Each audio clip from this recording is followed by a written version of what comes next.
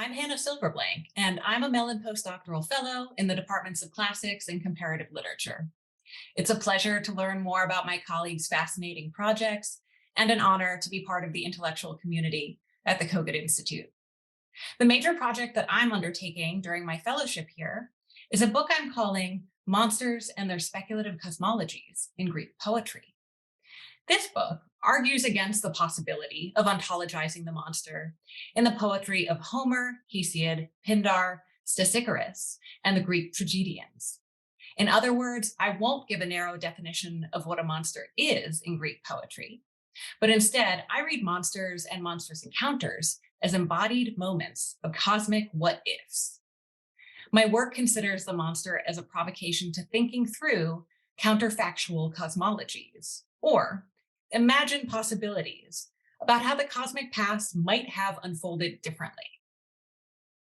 The book considers typhonic ecosystems, Sphinxian enigmas, sirenic invitations, furious hauntings, cyclopic architecture, and Hephaestian technology in order to flesh out those cosmic alternatives posed by moments of intense frictive contact between monstrous beings and Olympian gods, heroes, and human communities.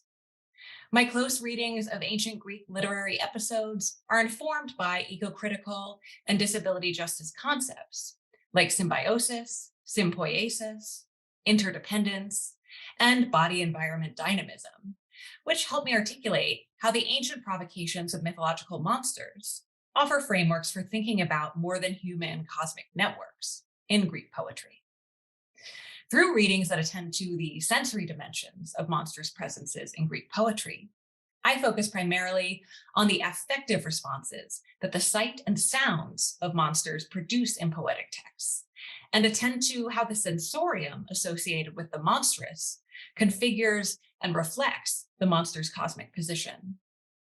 I'm arguing that listening complements looking as a way to read the figure of the monster with greater attunement to monstrous interiorities and cosmic positionalities. Through sensory attention to sound, sight, and situated feeling, I argue that Greek poetry presents a spectrum of monstrous voice, in which all monsters sound and resound differently from one another. But the more a monster's voice is ontologically stable, or conforms to human speech or single animal noise, the less of a cosmic threat that monster is. Whereas the more cacophonous, hybridized, polyphonous a monster's voice is, then the more seriously that monster poses alternatives to the very structure and fabric of the universe. So it is in this sense that I connect my readings of monstrous voice and sound to sound studies concepts, like listening as a mode of social relating, and acoustomology as a sonic form of knowledge. This is one of the areas where I feel like my research is growing, especially through dialogue with other Cogut Fellows and their interdisciplinary engagements with sound studies. And I'm very grateful to be developing this project alongside my wonderful colleagues here at the Institute. Thank you very much.